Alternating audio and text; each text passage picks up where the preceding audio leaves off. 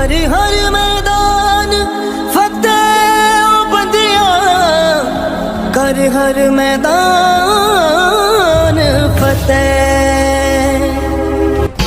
परिस्थिती गरीब असली तरी चालेल, पण जिद्द मात्र श्रीमंत असावी लागते, हे आज धामणगाव रेल्वे येथील एका तरुणाने सिद्ध करून दाखवलं आहे। अंगावर शहारे आणणारा संघर्ष, डोळ्यात पाणी आणणारी गरिबी आणि समोर उभे असलेले पहाडा एवढे दुःख, या सगळ्याला मागे सारत पियुष ढवळे या विद्यार्थ्याने 12वीच्या परीक्षेत घवघवीत यश मिळवले आहे। आजची ही बातमी केवळ यशाची नाही, तर एका मुलाने आपल्या आईच्या डोळ्यातील पाणी पुसण्यासाठी केलेल्या संघर्षाची आहे। धामणगाव रेल्वे येथील सेफला हायस्कूल व कनिष्ठ महाविद्यालयाचा विद्यार्थी पियुष गजानन ढवळे। पियुषचे आयुष्य इतर मुलांसारखे सुखद नव्हते। सप्टेंबर 2025 मध्ये पियुषच्या वडिलांनी आत्महत्या केली आणि हसत्या खेळत्या कुटुंबावर दुःखाचा डोंगर कोसळला।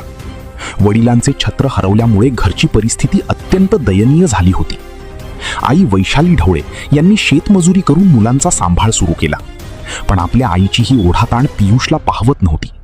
आईला हातभार लागावा म्हणून या जिद्दी मुलाने सुटीच्या दिवशी हातात पुस्तक घेण्याऐवजी भाजीची पाटी उचलली। पियुषचा दिनक्रम थक्क करणारा होता। दिवसा बाजारात उभा राहून भाजीपाला विकायचा आणि रात्रभर डोळ्यात तेल घालून अभ्यास करायचा, आणि अखेर त्याच्या कष्टाचे चीज झाले। 12वीच्या परीक्षेत पियुषने 600 पैकी तब्बल 535 गुण मिळवून यशाला गवसणी घातली आहे।